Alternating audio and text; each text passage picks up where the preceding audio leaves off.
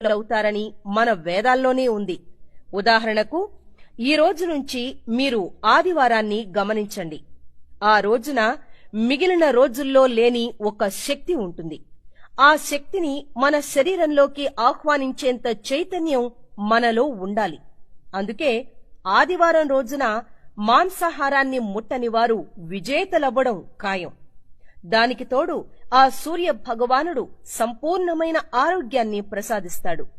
మన దేశానికి బ్రిటిష్ వారు వచ్చినప్పుడు భారతీయుల్లో ఉన్న మేధోశక్తికి, సంపూర్ణ ఆరోగ్యానికి అబ్బురపడ్డారు.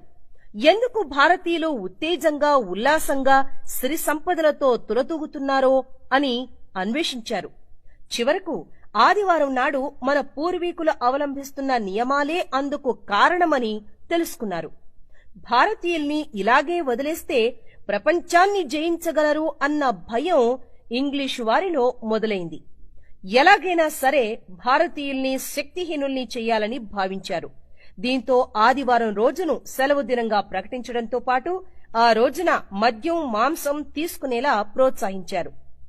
ఏ విధమైన నియమాలు పాటించకుండా చేశారు. ప్రపంచంలోని చాలా భాగాన్ని ఇంగ్లీషు వారే పాలించడంతో ఆనాటి నుంచి ఆదివారం సెలవు దినంగా వారు ప్రకటించేశారు. కాని తాము మాత్రం ఆదివారం నాడు ఖచ్చితంగా చర్చికి వెళ్లి భగవంతుణ్ణి ఆరాధించేలా ఏర్పాట్లు చేసుకున్నారు. ఆ రోజున ఖచ్చితంగా తమ ప్రార్థనా స్థలాలకే హాజరవ్వాలని నియమాన్ని కూడా పెట్టుకున్నారు. ఆ విధంగా వారు రవి అస్తమించని బ్రిటిష్ సామ్రాజ్యాన్ని నిర్మించుకోగలిగారు.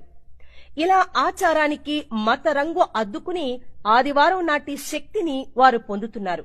కాని నాటి నుంచి మనం మాత్రం ఆదివారం మందు, ముక్క అంటూ మన తరతరాల మంచి పద్ధతుల్ని పక్కన పెట్టేసి బలహీనులం, రోగగ్రస్తులమవుతున్నాం. కాబట్టి ఎప్పటికన్నా ఆదివారం నాటి శక్తిని మనం గుర్తించాలి. ఆదివారం రోజున మందు, మాంసం మానేయాలి. అప్పుడే మన శక్తి ఏంటో మనకు అర్థమవుతుంది. సూర్య భగవానుని స్తుతించాలి. సండే అంటే సన్ డే, సూర్యునికి సంబంధించిన రోజు అని ఇప్పటికైనా గ్రహించండి. మన పిల్లలు కూడా పాటించేలా చూడండి. అప్పుడే మనం, మన దేశం శక్తివంతంగా రూపొందుతుంది.